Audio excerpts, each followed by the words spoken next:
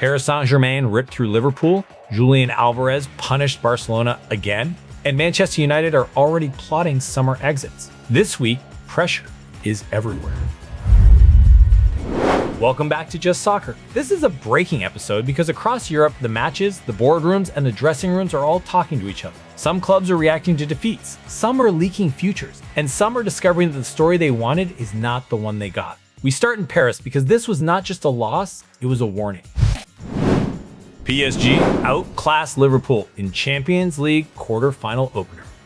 The scoreline flatters Liverpool more than it hurts them. This was not about effort or belief, it was about structure, spacing, and a plan that never matched the opponent. Paris Saint-Germain took a commanding step in their Champions League quarter-final with a 2-0 first-leg win over Liverpool at the Parc des Princes. Desire Doué opened the scoring in the 18th minute, and Kvicha Kvaratskhelia sealed it late as PSG controlled the rhythm and territory for long stretches. For Liverpool, this was their fourth straight away defeat in the Champions League, and it showed. The midfield lines were stretched, the press arrived late, and PSG played through them with uncomfortable ease. Jamie Carragher was among those calling the tactical setup massively wrong, and the frustration among supporters was obvious. Liverpool are not eliminated, Anfield still matters. But Arne Slot now faces a second leg where belief alone will not fix spacing issues and defensive transitions that looked exposed from the first whistle. In another development, the noise in Spain was even louder. Alvarez inspires Atletico to victory as 10-man Barcelona falter. Julian Alvarez did not just score, he reminded everyone what elite European experience looks like. Barcelona did not lose this tie on one refereeing call or one red card. They lost control long before that. Atletico Madrid claimed a 2-0 first-leg win over Barcelona at the Camp Nou, taking firm control of their Champions League quarter-final. Julian Alvarez led the night, delivering a free-kick goal and a performance that ESPN described as Champions League specialist territory. Barcelona were reduced to 10 men, and frustration spilled over into the stands and the post-match reaction. Fans vented about VAR, and Hansi Flick cut an angry figure on the touchline. But Atletico, under Diego Simeone, were calm, compact, and ruthless. Atletico are protecting Julian Alvarez for nights exactly like this. Barcelona are still searching for a version of themselves that can survive chaos without unraveling. Meanwhile, attention turns from the pitch to the market. Man United eyeing Zirkzee Ederson swap deal with Atalanta.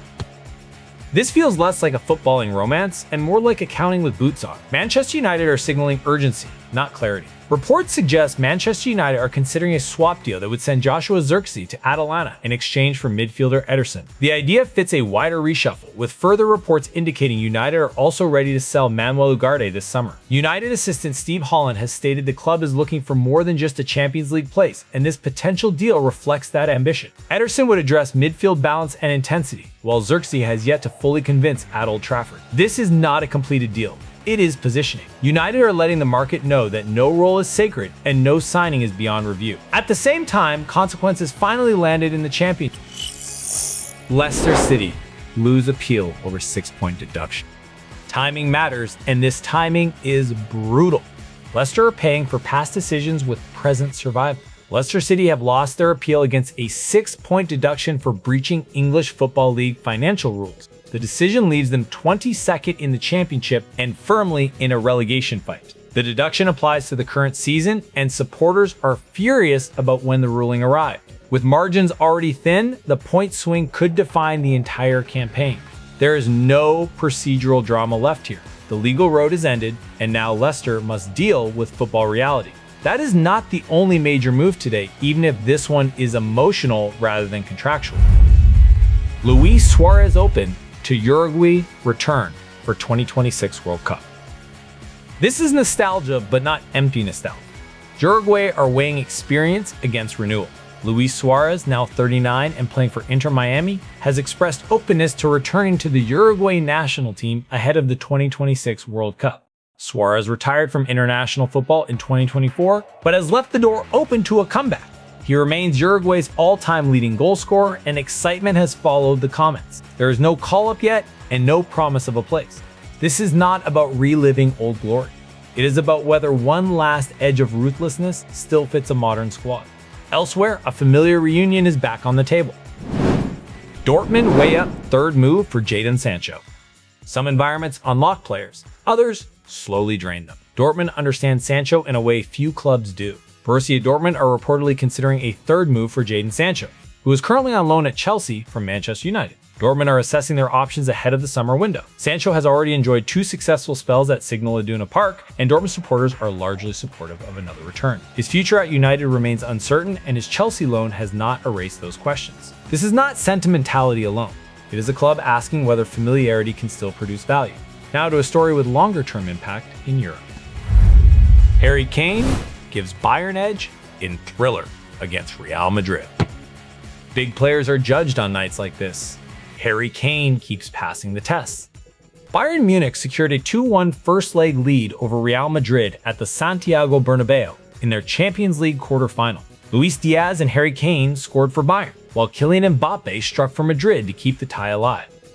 Kane's goal once again fueled debate about his Ballon d'Or chances, especially given the stage and the opponent. Bayern were clinical when it mattered, absorbing pressure and punishing mistakes. The tie is not finished, but Bayern now hold momentum, and Kane continues to deliver exactly what he was signed to deliver. The situation is becoming more complex at Stamford Bridge.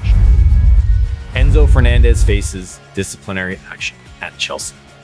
Authority is being tested, not just discipline. Chelsea are trying to balance standards with squad politics. Enzo Fernandez has faced disciplinary action at Chelsea after comments regarding his future and reported interest from Real Madrid. The midfielder was dropped by the club but remains part of the leadership group. Reports indicate Chelsea are open to Fernandez captaining the side again later this season, despite the suspension. Fans are divided on whether that should ever happen. Under Liam Rosenior, this feels like a line drawn rather than a rupture. Chelsea are asserting control while keeping their options open. That is where we leave it. Pressure exposes everything in football, from tactics to transfers to trust. The clubs that survive are usually the ones honest enough to admit what is actually broken. Thanks for watching Just Soccer. We will see you next time.